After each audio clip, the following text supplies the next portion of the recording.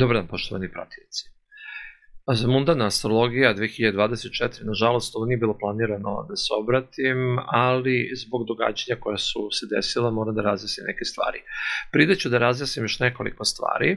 Prva stvar, promene na kanalu Astrologija online, abeceda astrologije je izdvojena za učenje astrologije i to je, znači da bi se tome pristupilo, onaj ko želi treba da se učlani, dok ostatak kanala ostaju, znači, javni sadržaj, slobodni, bez učlanjenja da se pristupa njima, s tim da ne tako edukativna astrologija, ali tamo gde ima više astrologije to će ići u sekciji astrološki komentari i naravno sekcija mundana astrologija ovde ostaje, pritom da ovaj današnji video će biti malo više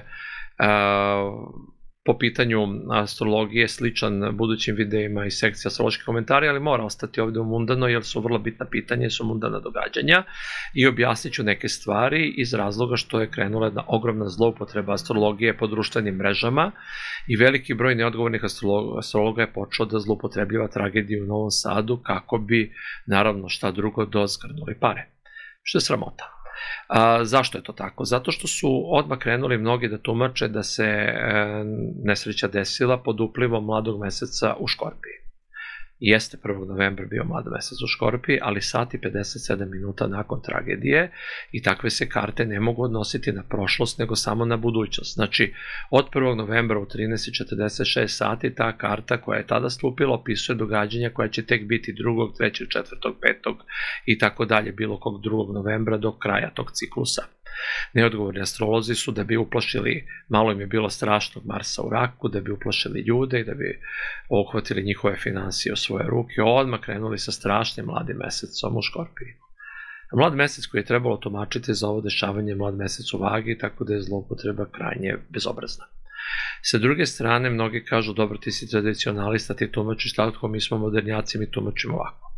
Napomenući za sve one koji se bave modernom astrologijom da Charles Carter i Alan Leo su dali pravila tumačenja mundanih karti, znači isto kao u tradiciji što se tiče godišnjih doba, treba tumačiti kartu proleća za celu godinu do sledećeg proleća i kartu jeseni za pola godine, znači od ulaska sunca u Vage do ponovnog ulaska sunca u Ovna.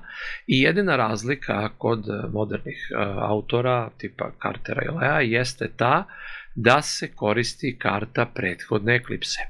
Naravno, ovi moderni astrolozi koje ja kritikujem, koji su svi ponikli iz jedne sekte koja voli da se predstavlja kao institut, u stvari udruženje građana iz Zemuna za mlaćenje prazne slame i sitna sportska delanja, znači ne bavi se uopšte onim zašto su registrovani, a bave se drugim stvarima, oni su prvi poleteli da je ovo mlad mesec u Škorpiji i sve tako dalje, da ne ponavljam.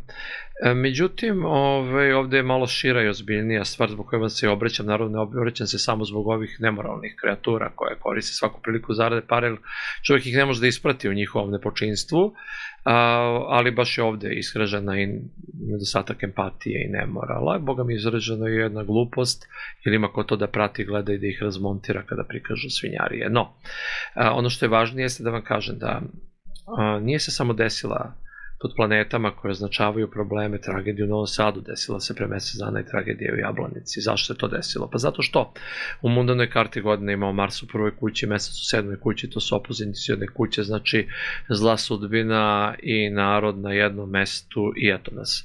U karti jeseni imamo tog Marsa još više izraženog na samom uglu i on je tu na uglu i za kartu Beograda i Novog Sada i Jablanice, Sarajeva, Skoplja, Podgorice i tako dalje. I to pokazuje da će biti još problema, posebno kada Mars krene retrogradno. Da Mars nije u ove dve karte u ugaonim kućama, to što bi se on kretao retrogradno, to bi prošlo tako ovako. Da malefici nisu bili u ugaonoj kući, to je da malefik Saturn nije bio u ugaonoj kući prošle godine, ne bi se desilo ni ono u Ribnikaru, Duboni, ne bi se desilo još stvari koje su se desile, tako da izraženi malefici na uglovima govore o kolektivnim nesrećama. Da li su svi ljudi koji su stradali imali identične karte? Naravno da nisu, ali svi su u svojoj karti imali pogodnost da stradaju u masovnom događaju. Mislim, kad kažem pogodnost za tumačenje ili ti nepogodu u samim planetama ili planete koji su ih ukazale da će ih sudbina dovesti na mesto zajedničkog stradanja.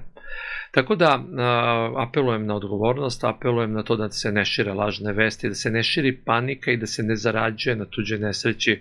Ako ste dobri astrolozi, dajte pišite neke kvalitetne tekstove, zaradit ćete, mislim. Nije to tako teško, može malo teže, lakše isprepadati ljude, ali nije to dobra karma, što bi rekli vaši veliki guru, i navući ćete na sebe veliko zlo.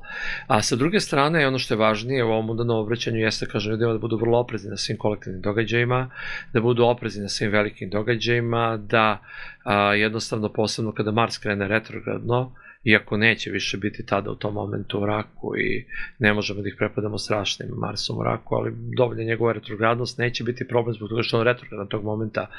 Problem će biti ili najavljen u obe karte, znači i godišnjoj karti i polugodišnjoj karti.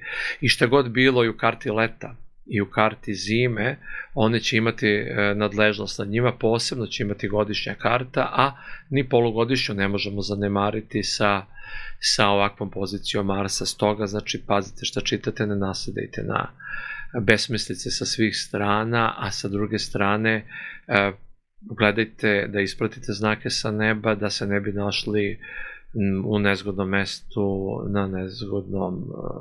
u nezgodnom vremenu, na nezgodnom mestu, i jednostavno kolektivne dešavanja, prosto gde god su malefici izražene na natalnim kartama, više dolaze do izražaja, tako da treba biti oprezan u svemu, a najviše treba biti oprezan od strane onih koji se deklarišu u astrologiji šta i kako se predstavlja narodu, posebno kad se tom narodu prodaju lažne informacije za bolji marketinški efekat.